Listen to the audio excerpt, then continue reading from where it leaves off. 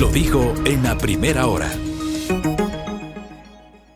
Muy bien, 7:13 en la mañana, gracias a los mensajes, Santiago Carreras, Sarita Cerna, Sofía Cruz, señor ingeniero Carlos Páez Pérez, mi doctor Francisco Herrera, Damián de la Torre, el señor Juan Pablo Constante, DJ Line, que también está en sintonía, querido Sergio Ruiz, Cristian Salinas, mi Pauli Narváez, que también está en sintonía, el Pollito Morales, que me escribe, don Nahuel, Carmita Aliaga. Bueno, ahí tenemos justamente Ingrid Cova, que también está por acá. Mi doctor Paul López Encalada. Ya mismo le veo por acá en los deportes. Bueno, gracias por los mensajes y la buena vibra. Seguimos aquí en la primera hora por Sonorama. Hablemos un poquito, y por eso hemos acudido a un especialista en la materia, sobre las polémicas jurídicas de la semana. Yo generé mi comentario ayer tratando de sustentar la posición personal de quienes habla sobre este conflicto jurídico con mucha carga política entre el Consejo de Participación Ciudadana y Control Social, o una parte de ese organismo, y la Corte Constitucional, que ha decidido iniciar una fase de seguimiento, de cumplimiento del dictamen interpretativo del año 2019, que blindó las decisiones del transitorio. Y le quiero pedir un criterio sobre este tema, y con este tema quiero arrancar a la constitucionalista Pamela Aguirre Castro, que está ya conectada con nosotros. Mi doctora, qué gusto, bienvenida, buen día, ¿cómo le va? Buenos días, Belkis, buenos días, Fabricio, éxitos de la nueva empresa que se está formando y gestando. Sé que a quien le gusta el micrófono y sabe informar lo seguirá haciendo desde cualquier espacio. Éxitos antes de iniciar. Y bueno, gracias.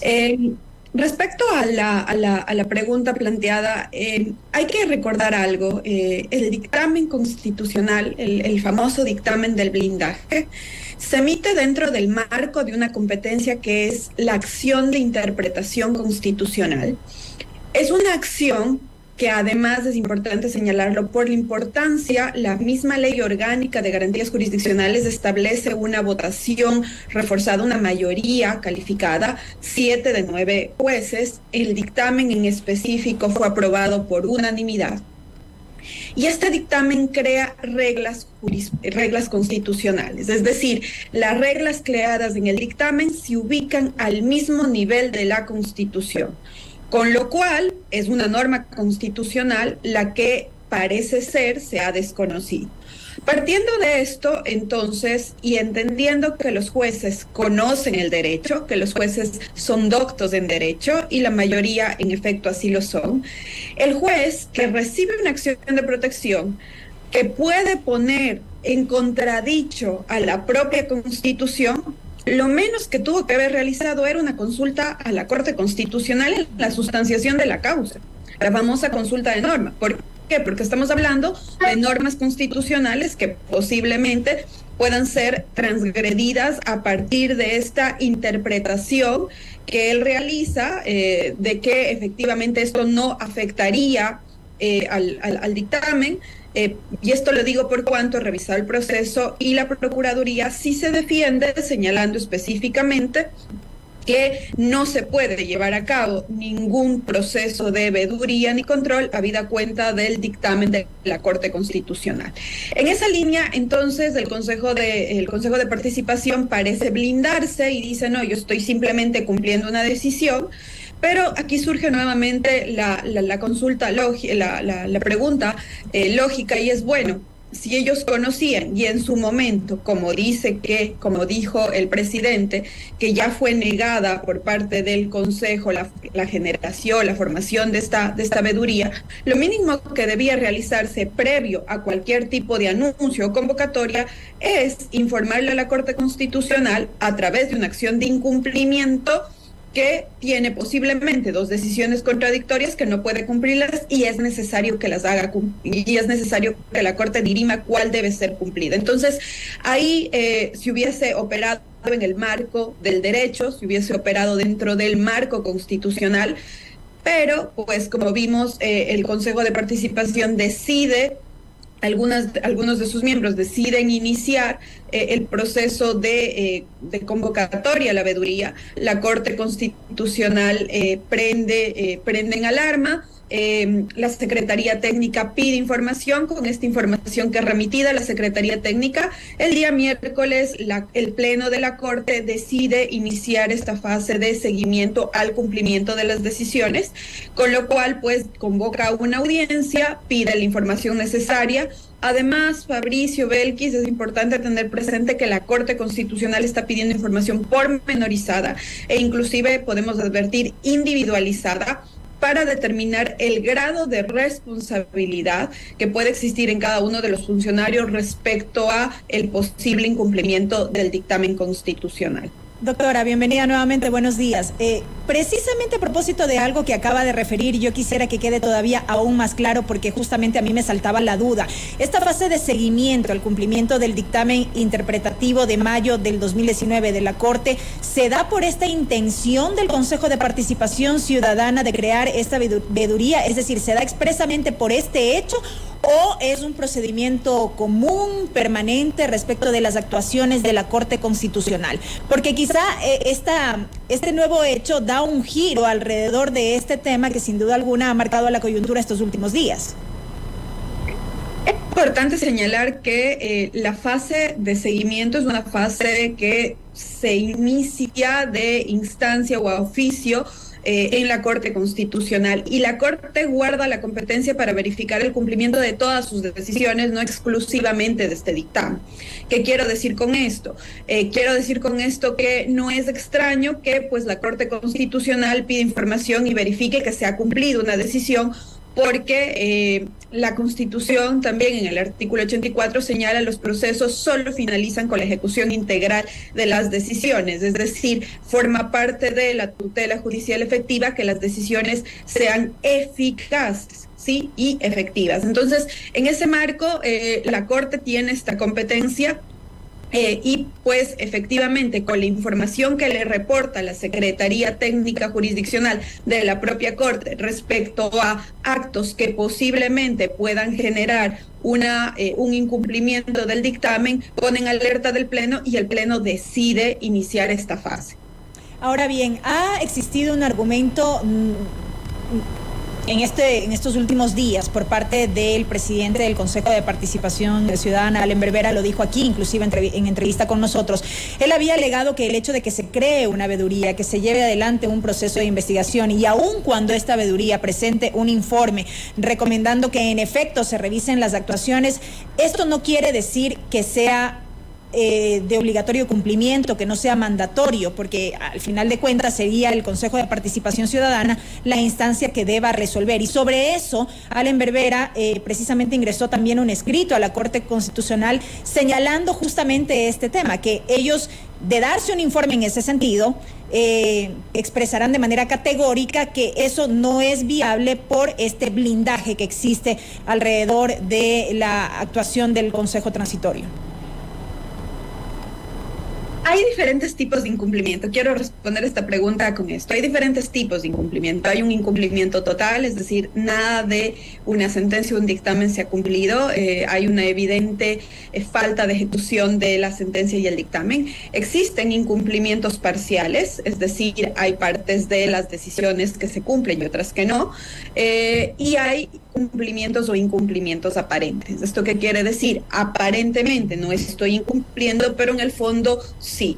Y para esto entonces hay que entender a las decisiones desde una dimensión integral, es decir, la propia Corte Constitucional ha señalado que las decisiones deben ser leídas, deben ser interpretadas, deben ser ejecutadas de manera integral. ¿Esto qué quiere decir? La ratio decidendi, los argumentos, para ponerlo en más sencillo, los argumentos del dictamen junto con la parte resolutiva, es decir, estas reglas constitucionales que se crearon a partir de este dictamen. Con lo cual, entonces, en este momento a la Corte le corresponderá determinar efectivamente cómo debe ser interpretada integralmente. Si usted me pregunta a mí, Belkis, yo considero que efectivamente puede haber un incumplimiento, por cuanto efectivamente lo que se busca es minar la confianza en el órgano constitucional, es decir, más allá de que pueda o no pueda volverse a analizar o revisar las decisiones o cómo fue suspendida la anterior Corte, lo que se pretende es generar este sentimiento, este criterio de ilegalidad, y eso afecta a la institucionalidad. Es decir, más allá de que pueda o no pueda removerse a los miembros de la Corte Constitucional, sí se está buscando minar la solidez y la credibilidad de la institución. ¿Se puede comparar lo que está pasando hoy en este conflicto entre el Consejo de Participación Ciudadana y la Corte Constitucional con lo que pasó en el año 2019, doctora? Cuando el nuevo consejo, ese primer consejo que emergió por la vía del voto popular, se instala en mayo del 2019 y esto no se materializó, pero había una pretensión de integrar una comisión para evaluar las actuaciones del transitorio. Esto provocó que en la Asamblea Nacional, si la memoria no me es infiel, fue el entonces asambleísta Fabricio Villamar, que pertenecía a las filas de Creo en aquel tiempo, impulse un juicio político que terminó con la censura y destitución de 4 de los integrantes de ese consejo, de José Carlos Tuárez, de Rosa Chalá, de Walter Gómez y de Victoria de Cintonio, por solo la pretensión que, insisto, no se materializó. Pero hay una comparación inevitable de lo uno con lo otro, doctora Pamela Aguirre. Por el resultado yo diría que sí, Fabricio, pero por el procedimiento no. Me explico. El dictamen claramente blinda la autotutela, es decir, que el Consejo de Participación revise, ya sea directamente o a través de una comisión, como en ese caso pretendió conformarse, todas estas actuaciones del Consejo de Participación Transitorio. Pero en este caso, la forma para abordar o para esquivar el dictamen es más elaborada, ciertamente, es decir, tiene el Consejo una sentencia constitucional que, de conformidad con la Ley Orgánica de Garantías, tiene que ser ejecutada inmediatamente, y entonces ese es su argumento jurídico para decir que está cumpliendo con una decisión constitucional, que está cumpliendo con la ley. Como le digo, el resultado sí es el mismo, pero el procedimiento es distinto. Acá ya tienen un procedimiento más elaborado. Ahora, porque esa es otra discusión que también se ha armado en este momento. El hecho de solo integrar una comisión ciudadana, porque, a ver, una veeduría ciudadana, no una comisión ciudadana, una veeduría ciudadana, no va a tener un efecto jurídico real. O sea, la Constitución, la ley del Consejo de Participación Ciudadana, la ley de participación ciudadana establecen la integración de veedurías. La propia norma constitucional establece que el principal o el primer fiscalizador es el pueblo, es el poder ciudadano, de acuerdo. Pero las resoluciones no tienen carácter vinculante. Exacto. La resolución de una veeduría, al final del día, no es que va a afectar a la Corte Constitucional, no es que va a decir esa veeduría, ¿saben qué? Lo que hizo el transitorio estuvo mal y eso vuelve a fogacero. O sea, puede tener un efecto, ese pronunciamiento puede tener un efecto tal vez hasta político, pero en la práctica jurídicamente no tiene ninguna incidencia, no va a tener ninguna incidencia, doctora Aguirre. Volvemos a lo que conversábamos con Belkis, y es que si nosotros creemos que exclusivamente el efecto es político, podríamos decir entonces no afecta en nada que se convoque a esta veeduría. No obstante aquello, hay un principio de la justicia que es independencia judicial, y la independencia judicial externa es o se compone de estos elementos de la independencia real que tienen las instituciones, pero además la independencia percibida que tiene la sociedad. Y hay algo que nosotros tenemos que reconocer, y es que aunque la Corte ha emitido decisiones que gustan, que disgustan, la percepción ciudadana es justamente que al menos la Corte Constitucional es un órgano independiente, es un órgano que no se debe al poder político, es un órgano constitucional, jurisdiccional, respetable en el país. De hecho, se le ha llamado el último resquicio de la institucionalidad.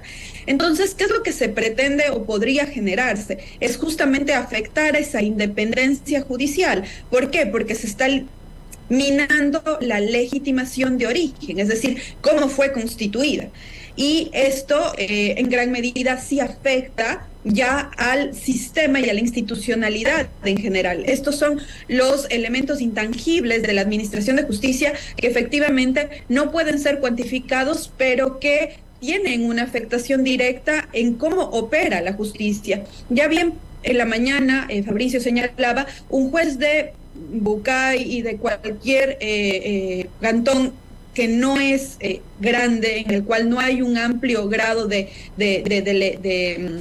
litigiosidad, ciertamente no tiene la visibilidad que podría tener un juez de primer nivel de la provincia de Pichincha, de Guayas, que son pues básicamente los lugares en los que existe mayor población. Entonces, ¿qué es lo que pasa con la justicia? Que la justicia tiene que ser independiente por la estructura, pero también por cómo le percibe la sociedad. Y entonces, sí, con esta veeduría, lo que se persigue es justamente minar esa legitimidad. Bueno, se está afectando a uno de los principios constitucionales y sí tiene un efecto básicamente en la independencia judicial. Doctora, ahora bien, sobre la mesa de discusión está esta eventual decisión de destitución de los consejeros de participación ciudadana, si así lo resuelve, entiendo yo, la Corte Constitucional, amparado en lo que dice la propia Constitución respecto de garantías jurisdiccionales en su artículo 86, que detalla que si una sentencia o resolución no se cumple por parte de servidores públicos, un juez puede ordenar su destitución del cargo o empleo sin perjuicio de la responsabilidad penal o civil. ¿Qué puede ser determinante para que eventualmente se produzca una decisión de destitución?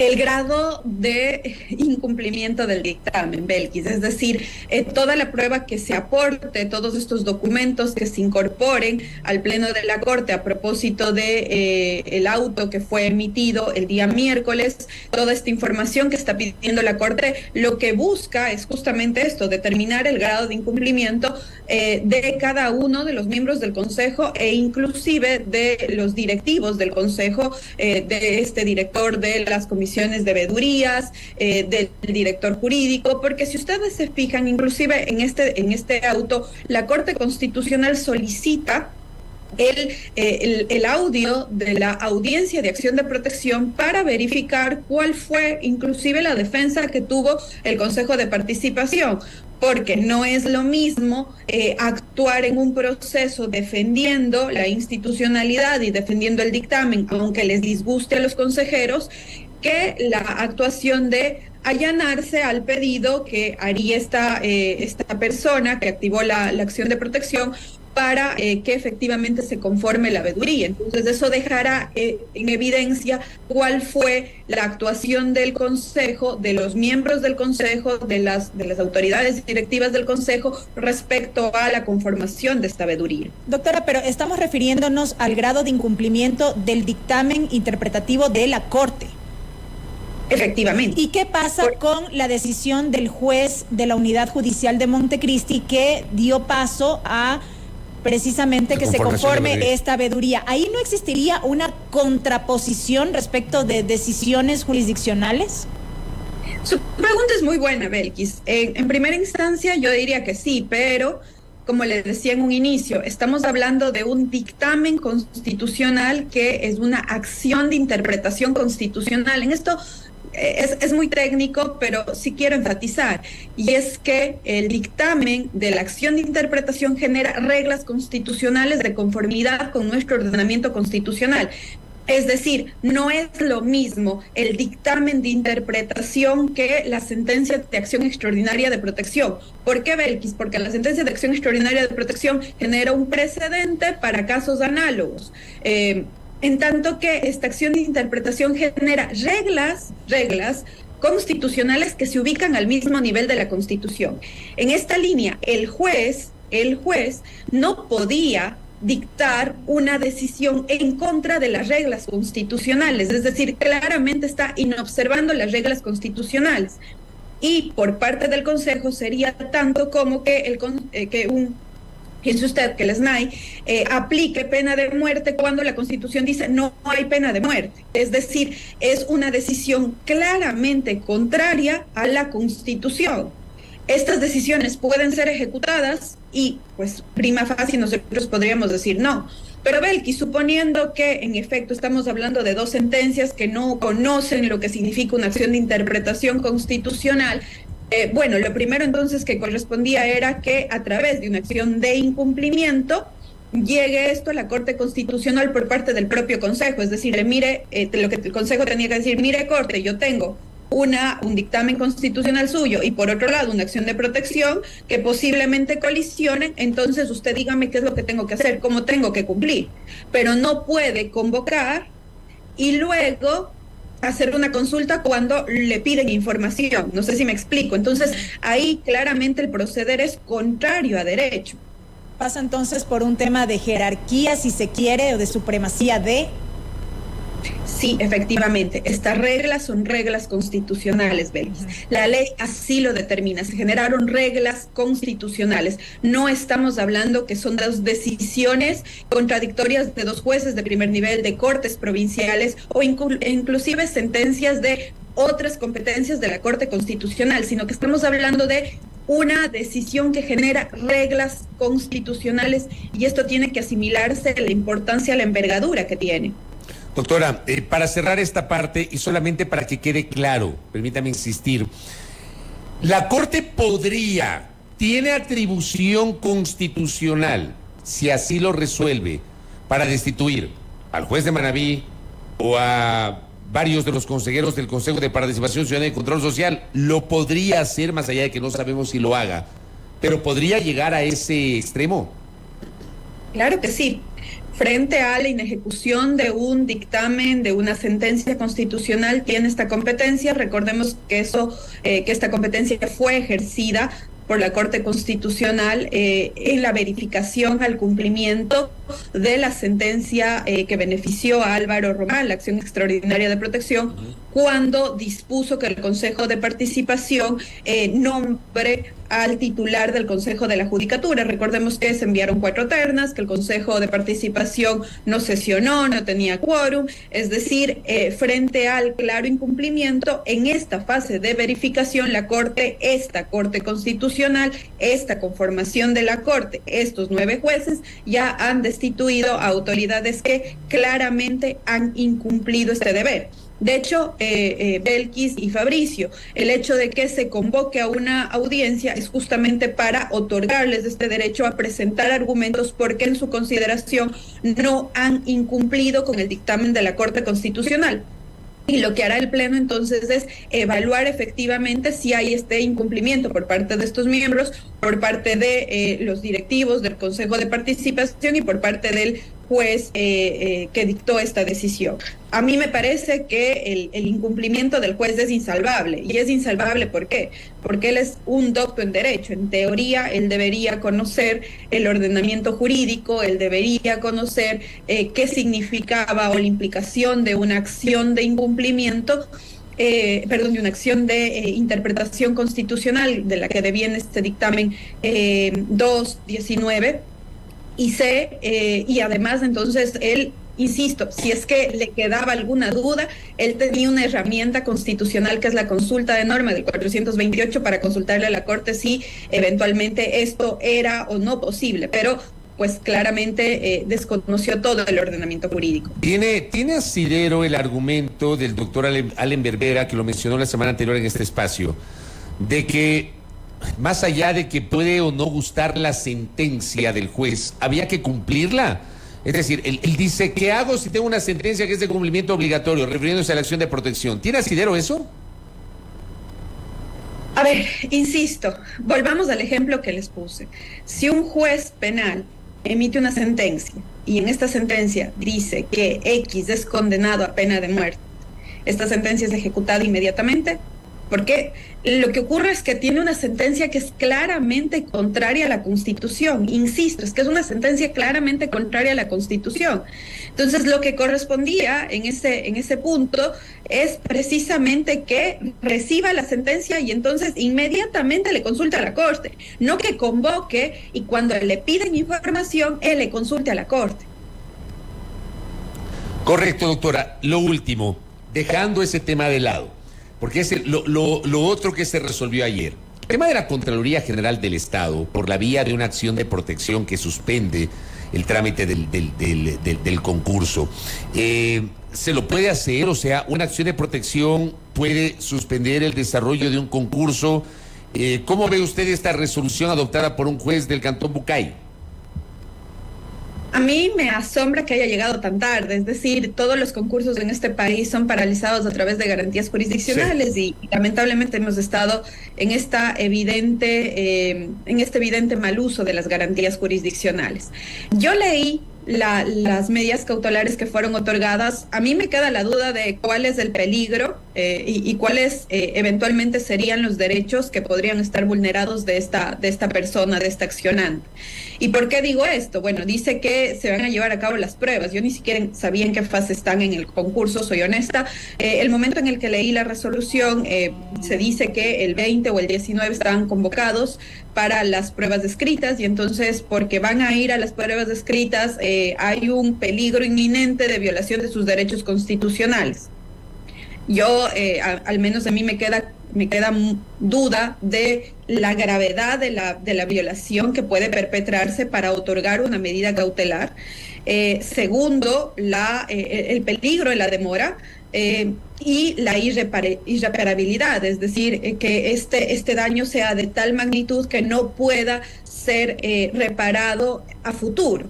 ¿Y por qué le digo esto? Porque si van a unas pruebas, bueno, tiene la posibilidad entonces de pedir recalificación si eventualmente el sistema no es el más transparente o se están violando algún tipo de derechos constitucionales. Ciertamente a mí estas medidas cautelares me llaman la atención, pero lamentablemente estamos en este mal uso de las garantías, en esta falta de respeto al sistema de justicia constitucional y pues nuevamente se otorgan unas medidas cautelares de dudosa procedencia. Habrá que ver cuando convocan audiencia cuál es el derecho que se alega vulnerado, porque de las medidas de la resolución del auto a mí no me queda claro cómo se cumplieron los requisitos para el otorgamiento de unas medidas cautelares. Doctora Pamela Aguirre Castro, gracias por el tiempo y por la explicación desde su conocimiento jurídico y constitucional sobre estas controversias generadas en esta semana. Muy amable. Muchísimas gracias, Belkis.